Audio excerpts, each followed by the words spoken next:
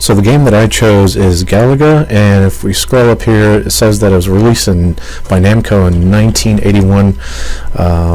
And I do remember playing this game actually in our local Pizza Hut. I was pretty young at the time. I'm not exactly sure the exact age I was at that time. I might have been 7 to 9 years old or so. But I remember having a lot of fun with this one. It's pretty challenging to go through the different levels and things like that. So I'll hit spacebar on this, and I believe I can start this, or hit enter actually. And you basically are able to take your spaceship and move it kind of left and right.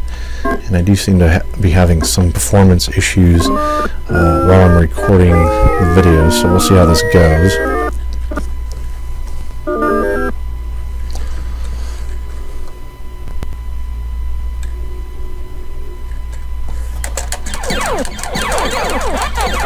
Yeah, so this is going to be pretty difficult to play. It's quite a bit of fun, and like I said, pretty challenging. The graphics are not all that great, but I think they're enough to have this individual look for these different ships and things like that, and they use their different primary colors. So I think that was kind of a smart choice. You can definitely see where the enemy fires out some different weapons, things like that.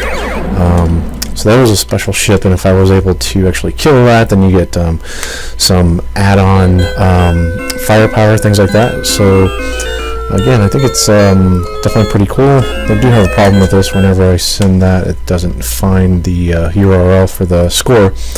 But if I let this kind of load back up, so basically, yeah, the graphics, fairly simple. Obviously, it has to be for that time period.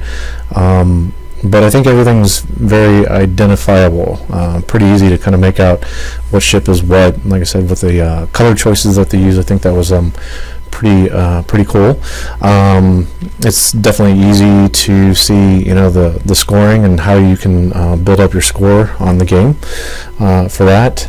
And as far as my reaction to the game itself, like I said, I do remember having quite a bit of fun actually playing this game.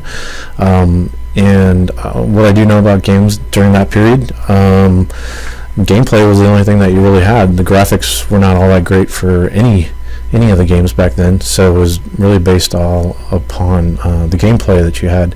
And it was usually some kind of addictive kind of thing where you were always trying to beat some kind of high score and beat the person that came before you, things like that. And already had things like leaderboards and things like that showing who had the high score for the machine. I can't remember if you unplugged the machine, if that was gonna erase all the scores or not. I don't know if they actually kept that on there. It's hard for me to remember back that far.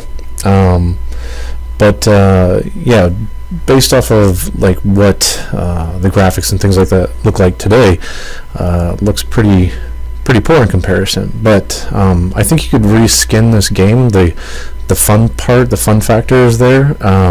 So this game, in my mind, could definitely be updated by today's standards and things like that. I actually did play a VR game.